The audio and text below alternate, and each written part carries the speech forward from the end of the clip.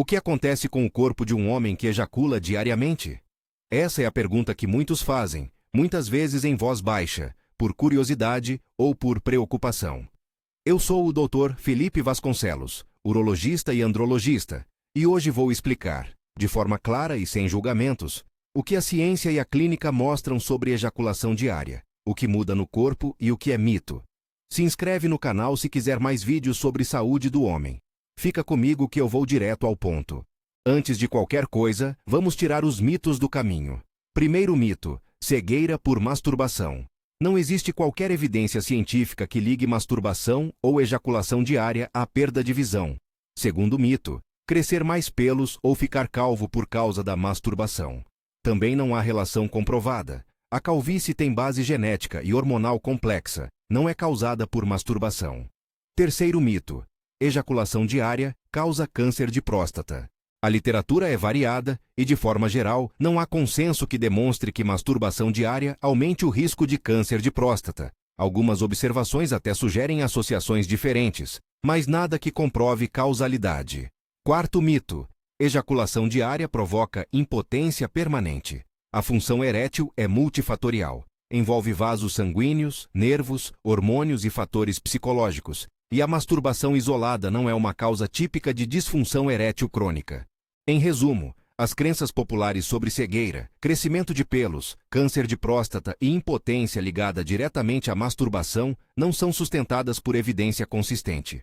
Agora, do ponto de vista fisiológico, como o corpo reage? Pense no sistema reprodutor masculino como uma fábrica que trabalha 24 horas por dia. A espermatogênese é o processo contínuo de produção de espermatozoides. Essa fábrica produz células novas constantemente, e o sêmen, que é o líquido ejaculado, é uma combinação desses espermatozoides com fluidos de diferentes glândulas. Existe um estoque disponível para cada ejaculação. Quando você ejacula com frequência, é natural que o volume por ejaculação e a concentração de espermatozoides por ejaculado sejam menores temporariamente, simplesmente porque você está retirando do estoque mais vezes. Isso é como esvaziar um copo e encher de novo. Se você beber várias vezes seguidas, cada copo pode parecer menor até que o estoque seja reposto. Importante: essa redução momentânea de volume ou concentração por ejaculado não significa dano permanente à capacidade reprodutiva. A produção continua. Com o tempo e dependendo do intervalo, o volume tende a se restabelecer. Em termos práticos, ejaculação diária pode reduzir a contagem de espermatozoides em amostras colhidas logo após muitas ejaculações consecutivas. Mas isso não implica que um homem ficará infértil por ejacular todo dia. Fertilidade é multifatorial. Idade, saúde geral, qualidade espermática em avaliações repetidas e questões do parceiro também importam. E não se deve atribuir um diagnóstico de infertilidade à frequência de ejaculação isoladamente. E quanto aos hormônios? Há uma ideia comum de que masturbação diária derruba a testosterona de forma duradoura.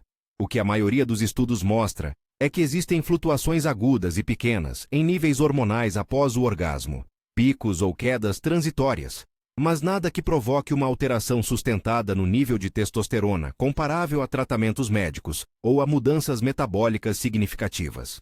Em termos clínicos, essas variações são geralmente irrelevantes para a saúde a longo prazo. Ou seja, não espere que ejaculação diária transforme seus níveis hormonais de maneira permanente.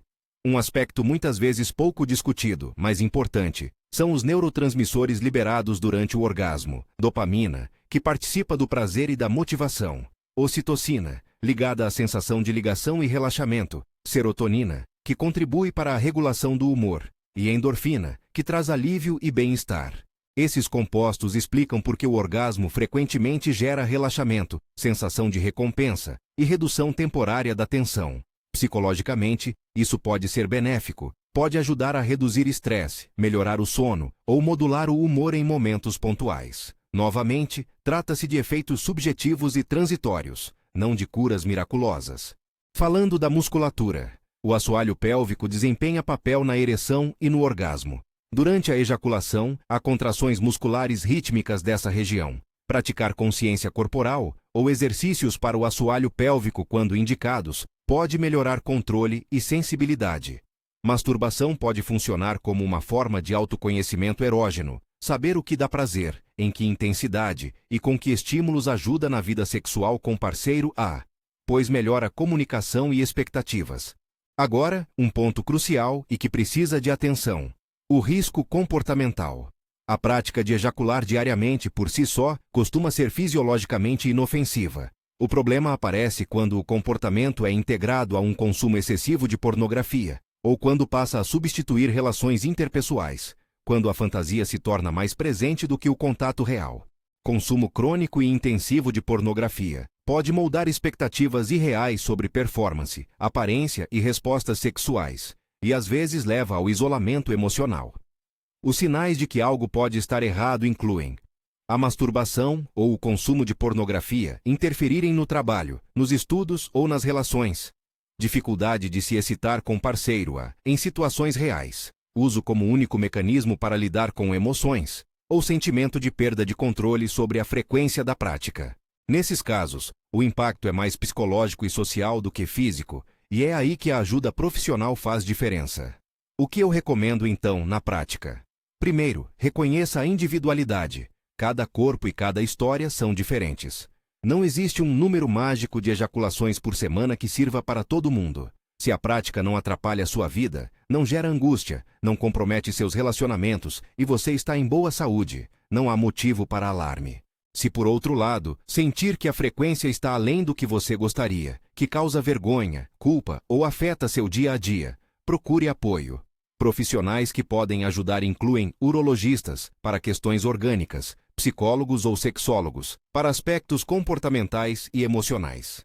E, quando há associação com consumo problemático de pornografia, terapeutas especializados em dependência ou sexualidade.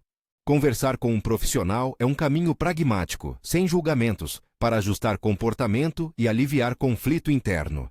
Algumas dicas práticas que eu costumo orientar aos pacientes. Observe se a prática interfere nas suas responsabilidades. Reflita sobre como você se sente depois: alívio, culpa, isolamento? E teste pequenas mudanças de comportamento se isso fizer sentido para você. Como dedicar mais tempo a atividades sociais ou hobbies que tragam satisfação. E, se houver problemas de ereção, perda de desejo persistente ou dor, agende uma consulta para excluir causas médicas. Lembre-se, procurar ajuda não é fracasso, é cuidado com a própria saúde. Voltando à pergunta do título: o que acontece com o corpo de um homem que ejacula diariamente?